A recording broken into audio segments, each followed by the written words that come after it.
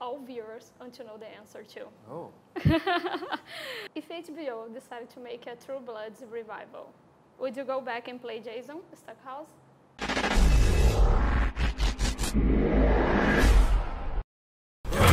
We're out of here, move!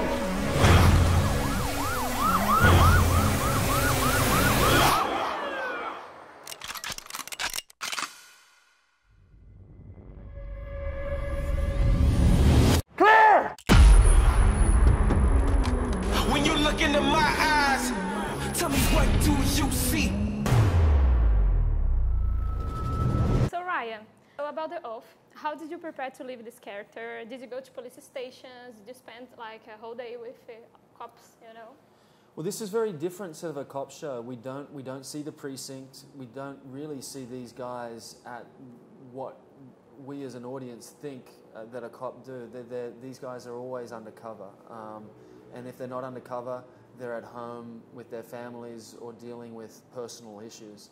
So for my character, it was dealing with his mother that's dying of sort of cancer. So it was important to me to attack it from many different levels, to understand not just the cop side of my character, but to understand sort of the humanity behind him as well. And that reveals itself so delicately throughout the series. And do you believe the fact that Joe Halpy, the creator of the show, being a former police officer and having worked as an undercover agent for 12 years, I think? No, almost 2 decades actually. Oh yeah? Yeah. That's a lot. Yeah.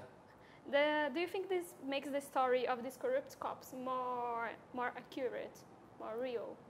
Absolutely. I think it can't help but lend an authenticity to it that a lot of cop shows don't have and will never have. Like that is an open resource. Joe had really done his homework in terms of picking all of us. We were all kind of handpicked by Joe. So is this what you wrote in? You wanna walk? Show me what's up then. Never ready to bust in. Take everything, leave them with nothing. All viewers want to know the answer to. Oh. Does Sean Bean's character remain alive till the end of the season 1 of The Oath? Well, I can't reveal that. Oh. But no, I can't reveal that. You have to watch the show. We want to know that because Sean Bean always dies. Yeah, he has a history of passing away. Well, that's part of the suspense then, I guess. Yes. You know, if the show doesn't get you, maybe you can just wait to see when or if Sean doesn't make it to another episode. Yeah. But he was such a treat to have on set, and he added such a great gravitas to this series. And it was an honor to have him play my father. She doesn't want us doing anything stupid. So what are we gonna do? We're gonna play the game until we figure a way out. We got a target on this. You with me or no? So, about difference, you have done TV shows for television, and now you're doing a TV show for a streaming platform. So, what do you feel is different between these two, and where would you say there is more creativity freedom? Oh, look, that's a kind of a loaded question too, because you know I was fortunate enough to be on a long-running series in True Blood, and that was kind of before the real dawn of new media, and since then there's been such an explosion of networks and shows and content in general. And so I really think it's up to the viewer at the end of the day to kind of have a discretionary eye as to what show appeals to them, rather than just sort of going through things aimlessly and watching so many hours of television. Really know what it is that you want to put your time and your effort into. We were fortunate enough in this case to be working with Crackle, who I would be blessed to be in business with again. I hope you're ready for the war he started.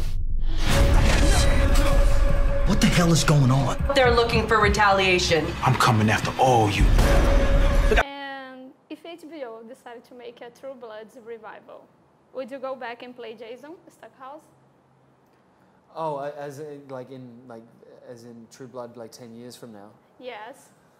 Yeah, I mean, when HBO call, you take a braver actor than me to say no. You have any idea how many concussions I got? Do you remember when the Australian government launched a commercial during Super Bowl, which everyone thought was a trailer of Crocodilo Dundee too?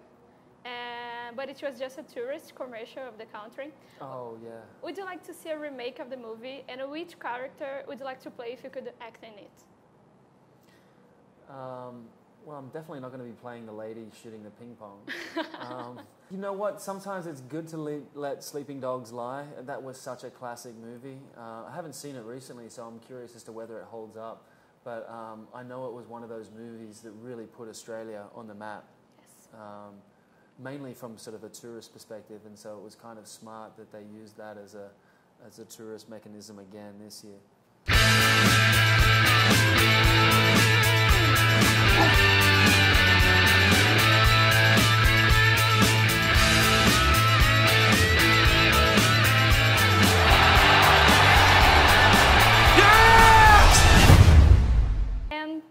My last question is, what facial expressions would you use to describe the season finale of The Oath? Can you do this for the camera?